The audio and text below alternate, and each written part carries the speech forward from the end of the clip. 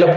So now again we are back to political science mains answer writing video, right? Fine. So now this is the second video in this series. Today we are going to take up one question from mains 2022 political science paper, right? Fine. Now see, this question is from section B of paper 1, right? So in section B, that is the question number 5 is compulsory, containing either 4 or 5 subdivisions carrying each 12.5 or 10 marks. This is very standard and normal, right? Fine, right? Now, so it carries 10 marks. So 10 marks means you have to write around 150 words, right? Fine. Now, see, I am going to first show you the version of answer script written by an aspirant, right? And then later I'll show you the version of answer script written by me, right? And I'll compare both and I'll tell you what is good or bad and how many marks you will get for each of these versions, right? Fine. Now, see this question. See, now this question is, the preamble of the Indian Constitution reflects itself as a social contract. Elucidate, right? Fine. See, I still remember this particular question because there was an incident in 2017, right?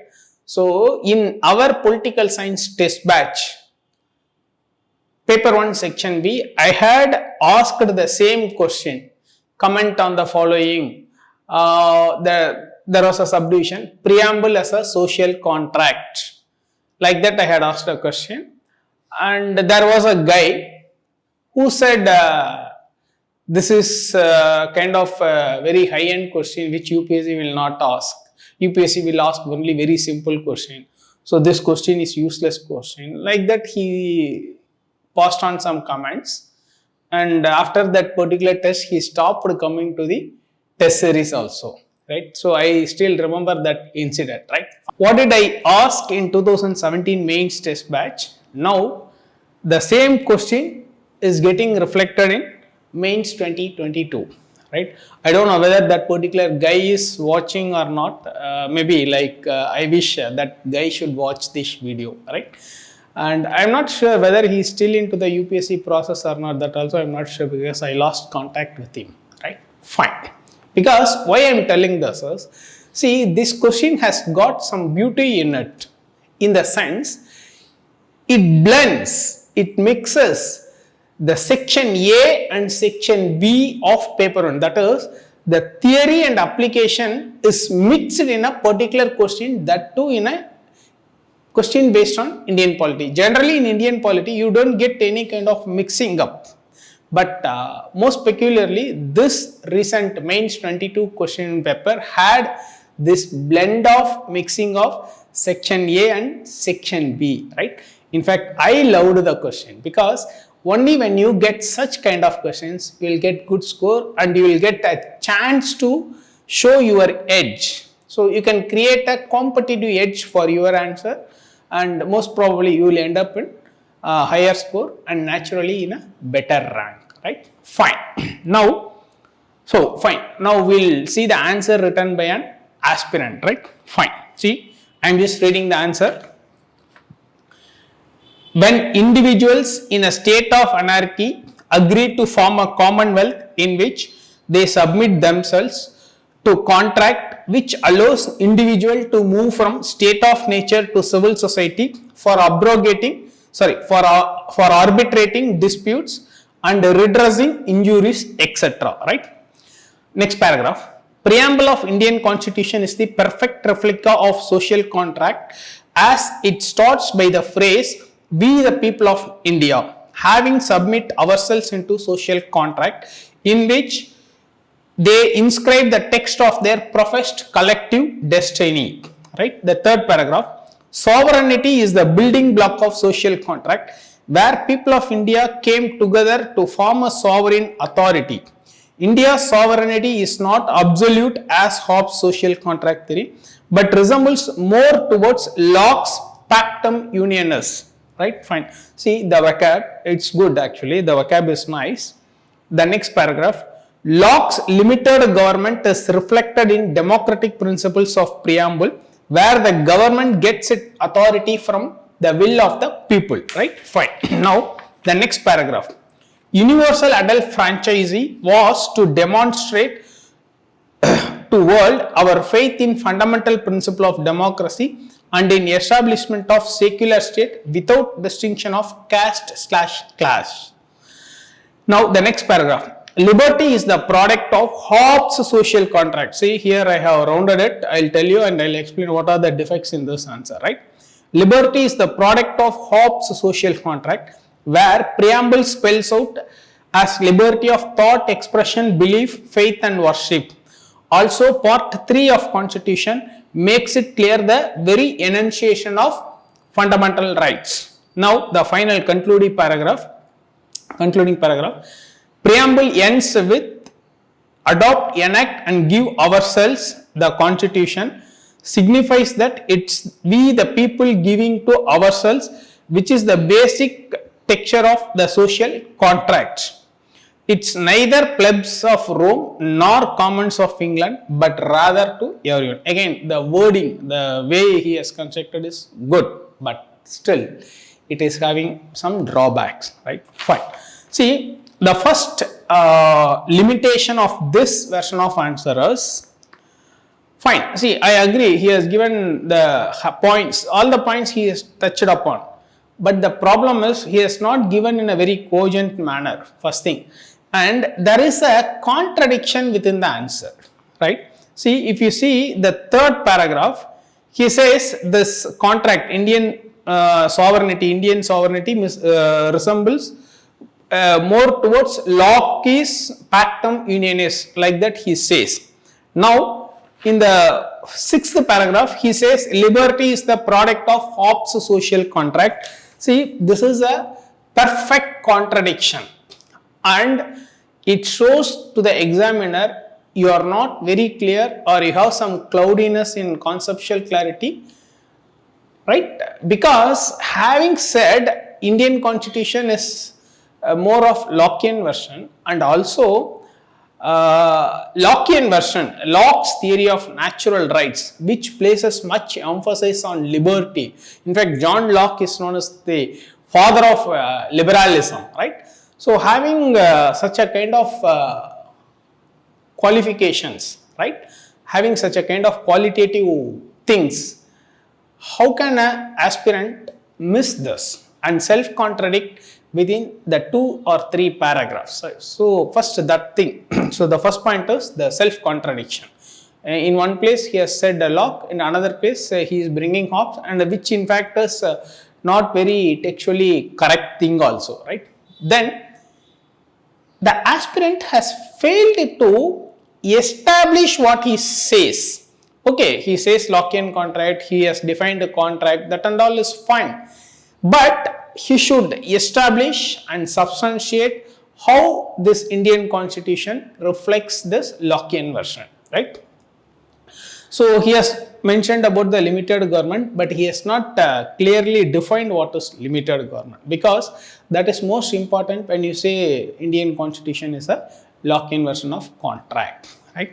So these are the limitations with this answer. And one more thing what I observe is the word limit is slightly exceeding, I feel. Anyway, that's okay, that can be excused, but that's not, because in exam you cannot count to the words, you can only approximately do that, right? So yeah, that is all about this particular version of answer script, right? Fine. And even I called him and I asked him, how did you write? So he said, no sir, I just referred one textbook, I read some articles and immediately I started writing the answer, right? Fine. Now that is the issue. See, there are some good vocabs and some framings were very nice, but the problem is in the examination hall, it's very difficult to get retrieve all these things. You must have studied, but within the exam hall with that kind of psychological stress and pressure, it's very difficult, it's very hard to recall such vocabs and such kind of framings. Maybe he just referred some article and he started writing immediately. So that's the reason, but it's very difficult for all and at all times, right? So maybe though it's good, I feel it's not perfectly within the kind of examination ecosystem, right? Fine. So I would say this version of answer script will get 5 marks. This version of answer script will get 5 marks out of 10 marks, right? Fine. Now, my version of answer script, right? Fine. The question is, the preamble of the Indian Constitution reflects itself as a social contract. Elucidate. You just listen, the first paragraph, how I have defined the social contract, right? Social contract theory states that people live together in society in accordance with a mutually agreed agreement that establishes moral and political rules of behavior for collective peaceful existence, saving people from the anarchy and insecurity of the state of nature, right? Now, see, I have defined what is social contract in the first paragraph. Now, the next paragraph, you just listen. While Hobbesian contract favors absolute sovereignty like monarchic kings, Lockean contract favors a liberal democracy of limited government through constitutional checks and balances. Indian Constitution reflects the Lockean version, right? See, now you just compare the two paragraphs, one written by the aspirant and another one written by me. So he has just mentioned its Lockean version, but he has not clearly spelled out what is what. That is a problem in that version of answer script, right? Fine. Now, see, having said Indian Constitution is more like a Lockean kind of thing, I am going to establish and substantiate how it reflects, how it comes close to the Lockean version, right? Fine. The third paragraph, in 1950, we the people of India collectively agreed to be bound, see this is important, to be bound by the contract among ourselves, full stop. This social contract specifies how we Indians will live together by bounded rules, full stop.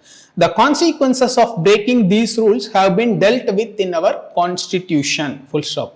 Rule of law, protection of individual rights and liberty were the main focus of John Locke and Indian Constitution 2, TOO2, right? Fine.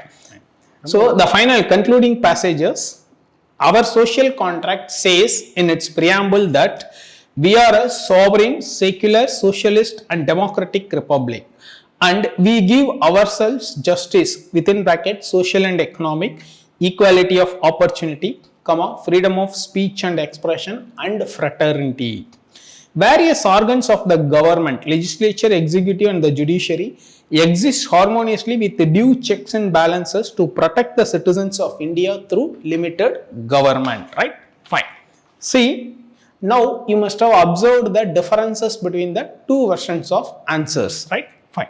Now, see, the version which I have written will most probably get say around 8 or 7.5 marks. That is damn sure, right? See, while writing answer, you should take care of many things, right? Many people, many aspirants think that just by giving the points, just by superficially touching the points, they will get good marks. In case the examiner is to give marks for the points, then almost 75% of the aspirants who are giving mains will clear UPSC civil services mains, because just because you have given the highlighted points, you will not get marks. You have to nicely, cogently arrange into simpler paragraphs, conveying and substantiating what exactly the question is demanding and what exactly you are trying to convey to the demand of the question, right? So that will fulfill the need of the question.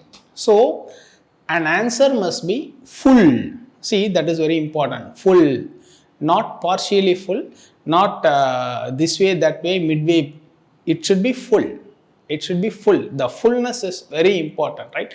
So the fullness of the answer is decided by the kind of feeling it gives to the examiner who is reading your answer. So you should give that feel to the examiner who is evaluating your answer script. If the examiner gets that fullness when he reads your answer, you will get good marks, maybe the highest marks also, right? Wish you all the very best. Thank you. Bye.